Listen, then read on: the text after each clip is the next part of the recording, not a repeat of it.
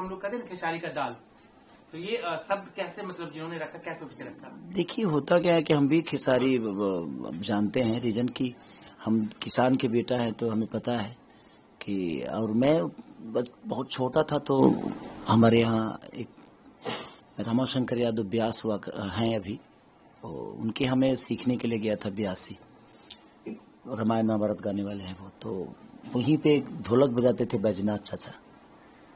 तो मैं बहुत तेज था, बचपन से ही बहुत तेज था झाल बजाने में, बोलने में। तब से उन्होंने मेरा कि खेसारी की तरह है, खेसारी खेसारी, तो तब से लोगों ने मेरा नाम खेसारी रख दिया। अच्छा, तो ये कोई बने आपके इंडस्ट्री ने नहीं दिया? हाँ, मेरे गायकी के ही, जैसे कि वेद गायक जो होते हैं ना, उनके वो ढोलक बजाते हैं, गम्हरिया के हैं, आपके पचरुखी के आसपास है गम्हरिया एक जगह, वहीं के हैं वो, और बहुत प्यारे हैं। और बिहार में समझिए कि उनके जैसा तबला मास्टर बहुत कम है, वो अद्भुत है, और उन्होंने ही मेरा नाम रखा था।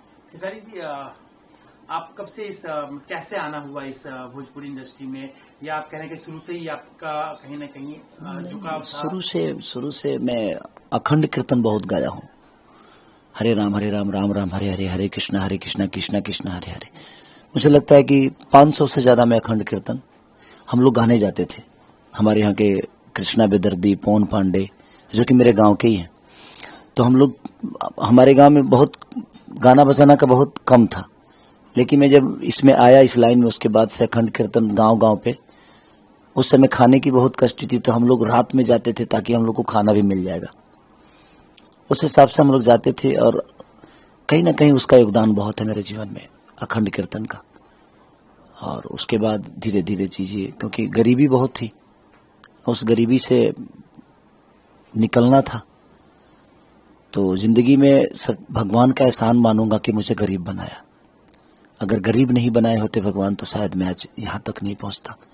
अगर किसी अमीर बाप का बेटा होता तो शायद ये उपलब्धि भी नहीं पा पाता मैं, और ना ही मैं इतना मेहनत करता अपने आप को बड़ा करने के लिए। बिहार में कहा जाता है कि हमारे इधर अभी भी लौंडा नाच होता है, उसको लोग बुरी नजर से नहीं देखते बिहार के लोग। तो मुझे जो पता चला कि आपने वहां से शुरुआत की और यहाँ तक नहीं, लौंडा नाच मैंने कभी किया नहीं है। ये जितने लोग भी हैं सब ये फर्जी बातें हैं। मैं सिंगर ही बनना चाहता था, और सिंगिंग में मैंने क्या किया, वेद जो व्यास होते हैं, जो वेद गाते हैं, जैसे रामाशंकर चचा से मैं जब दूर ज्यादा पड़ता था, तो मैं अपने गुरुजी कमलाकांत मिश्रा जी, जो कि ब्राह्मण कुल के हैं वो, और उनका बहुत योगदान रहा मेरे वहां से जब मैं हटा, तो उनका बहुत बड़ा योगदान रहा। और मेरे गांव के बगल के ही है, पकवाईनार बनपुरा एक जगह है, मेरे घर से 4 किलोमीटर है, बाबा महेंद्रनाथ के मंदिर से पहले। तो मैं वहां सीखने लगा, क्योंकि अब नजदीक था। तो मैं कमला बाबा के साथ करीब, मुझे वो लगता है कि 7 साल करीब रहा मैं।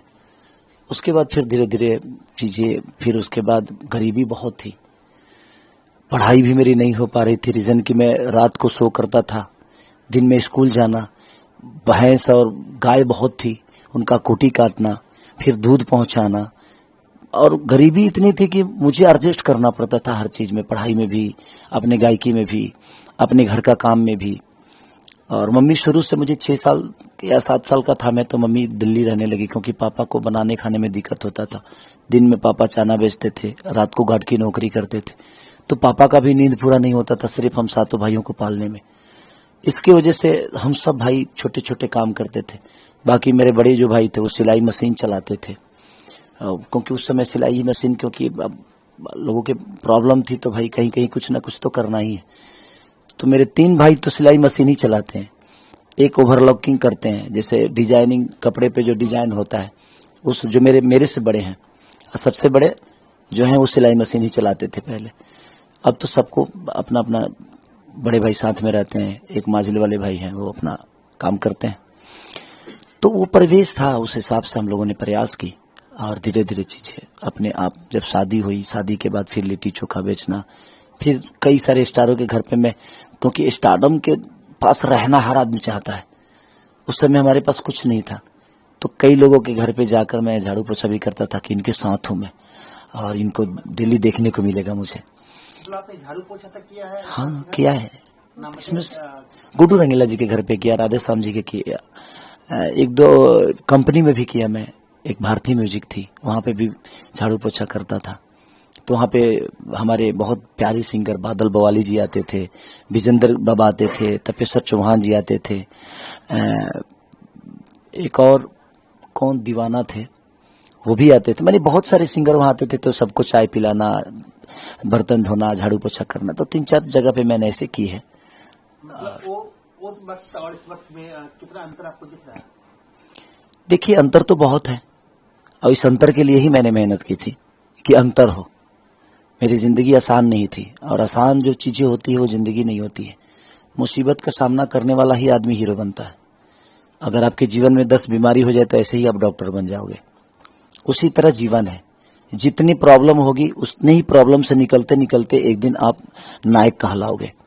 और मेरे जीवन में प्रॉब्लम बहुत थी, धीरे धीरे सॉल्व की मैंने अपने जीवन को, और उस रास्ते से आज यहाँ तक का सफर आप देख ही रहे हैं जी कैसा रहा, मैं कैसे हूँ, और आज पूरी दुनिया की नज़र खेसारी पे है। तो कहीं ना कहीं वो मेरे गरीबी का देन है, और मैं अपने गरीबी को ही सबसे बड़ा हीरो मानता हूँ कि मेरे जीवन की सबसे बड़ा अगर कोई हीरो है तो मेरी गरीबी थी जो मुझे हीरो बना दी। आपने कहा कि आप यहाँ पे भैंस भी चराते थे, तो मतलब दूध दूहना और जो भैंस को धोना होता है। हाँ, ये सब, ये तो मेरा समझिए कि इसके लिए मुझे सीखना नहीं है कहीं। ये तो मेरे लिए बेहतर है कि मैं भैंस भी दूहता हूँ और मैं भैंस चराया भी हूँ। अब सोचिए कि हम लोग अब गमछा में सतुआ सान कर खाए हैं, और पानी नहीं था तो धान में ऐसे ऐसे करके गमछा उस पर डाल के और जानवरों की तरह पानी भी पिए, क्योंकि चौरा बहुत लंबा होता था।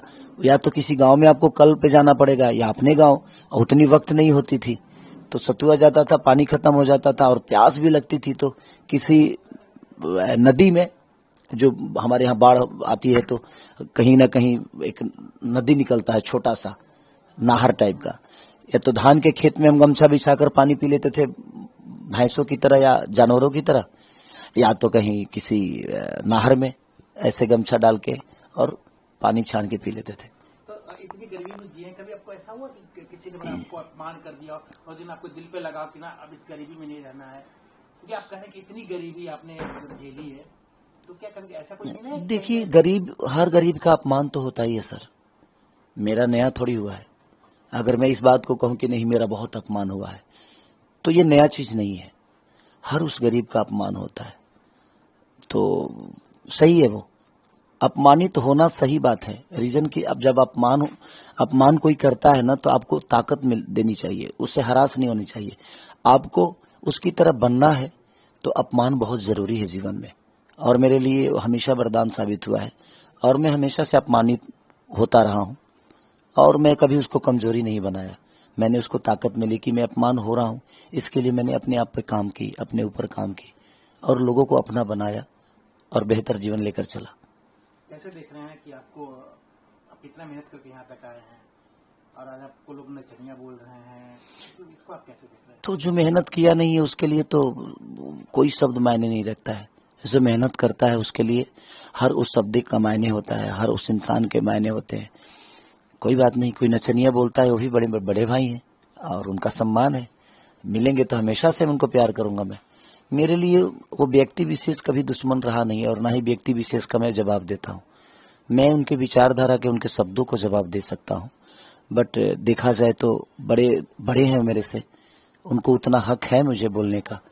बट ठीक है, चुनाव जीतने के लिए किसी को अपमानित करना सही नहीं है, और अपने शब्दों पे हमेशा इंसान को कंट्रोल करना ही चाहिए, चाहे वो मैं हूँ या कोई भी आदमी हो, क्योंकि समाज में आपको लोग मानते हैं और आपके शब्द सुनते हैं। तो प्रयास हमें यही होना चाहिए कि आने वाली पीढ़ी ऐसे शब्दों का उच्चारण ना करे, क्योंकि हम उस शब्दों के साथ जब जाएंगे तो हमारी आने वाली पीढ़ी को भी लगेगा कि नहीं, यही शब्द सही है, तो शायद वो भटक जाएंगे।